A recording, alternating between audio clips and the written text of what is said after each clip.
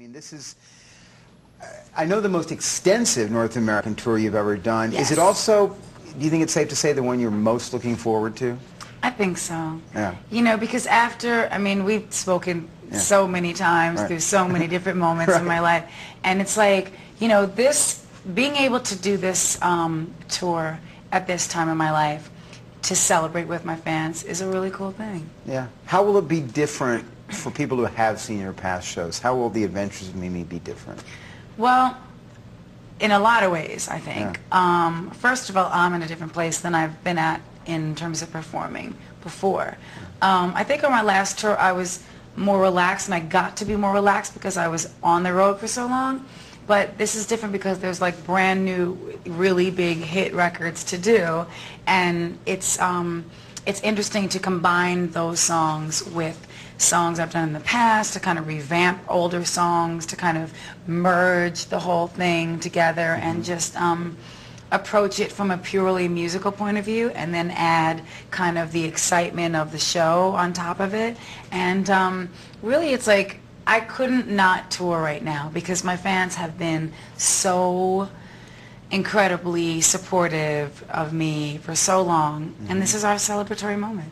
I mean, this is probably, I venture to say, is going into a tour, I mean, I don't know if you've ever gone into one with this much momentum, and I mean, people are just hungry to hear this stuff live, right? Right. It's, you know what, that's kind of the great thing about it. It's because, like, I feel like people know these songs now, so it's not like I have to be like, okay, here's my new song, and try, like, to make it so close to what it is. It's like, at this point, if you'd gone out a year ago, it would have been like that. Yes, it would have been like, here's my new material, I hope you like it, you know, want to hear it, here it goes. Right.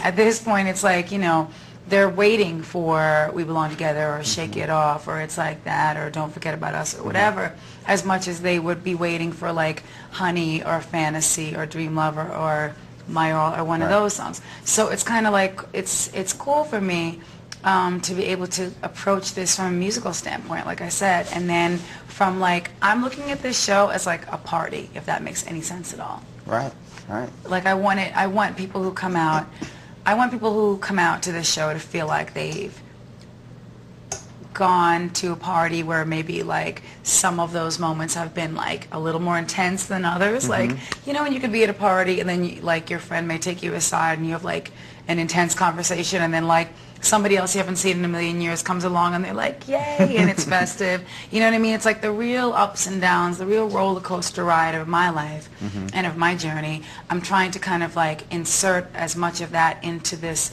whole tour as I can, all the while not taking myself or anything too seriously, but still knowing that there are people who really do need to hear the uplifting moments and who do need to cry during those sad songs and who do want to just have an experience. I know how much it means to the Logo audience to have you talking to them.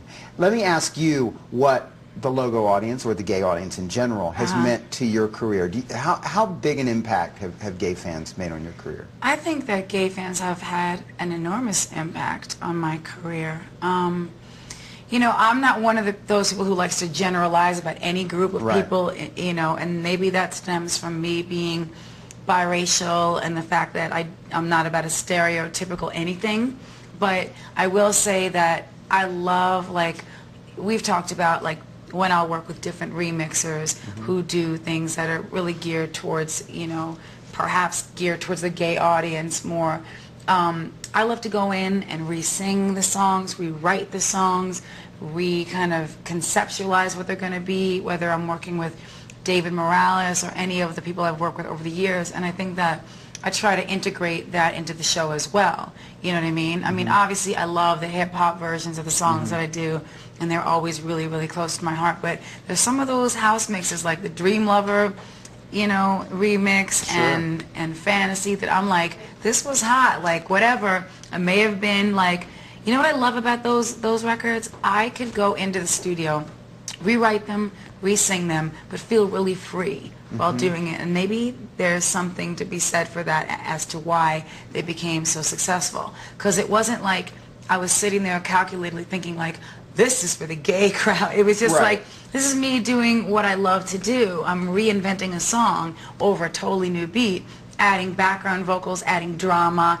adding kind of like big vocal moments, and that's fun for me. But it was liberating in a sense for you too, because that was you mentioned David Morales, those remixes, that was part of what helped people start to see you as something other than girl behind the mic, you know, singing big ballads. Yes, definitely. And I think that, you know, I think about the times when even if we're talking about like fantasy, I have a specific memory of being with David Morales. I believe we did that remix at Sing Sing, aka in my former residence in Bedford, and that was like one of the only times that I could feel like, all right, I'm going to relax. I may even have like a glass of wine, sing this song from top to bottom, and that's how we got the fantasy into the Daydream interlude, and that's where the title Daydream came from.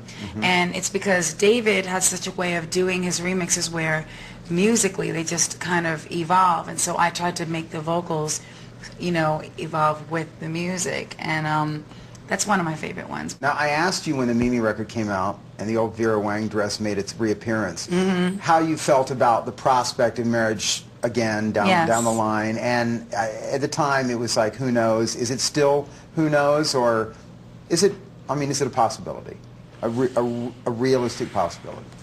I would like to think that it's a realistic possibility, but you know, as I look at a lot of like the celebrity relationships and the celebrities when they have kids, and this is not a judgment, this is just me and how I feel, and I think it has a lot to do with me growing up feeling different, that I feel like being a person who's in the public eye, when you have children, you're automatically bringing them into this earth as celebrities or people that are going to be under the, you know, scrutiny of the public eye. And I feel like in a lot of ways that's a decision that one should make on their own. So I don't know where I stand on that, because really if I got married it would be to have kids. So I just have to keep an open mind about everything. My mother, being a performer, being an opera singer, being, you know, even though she was from the Midwest and a very kind of strict upbringing, you know, when she moved to New York to go to Juilliard and then eventually sang with City Opera, and then, you know, her life there, and then she kind of like, that sort of transcended into like her living in the suburbs, which was like her in the suburbs to me. Like, I don't understand the blend.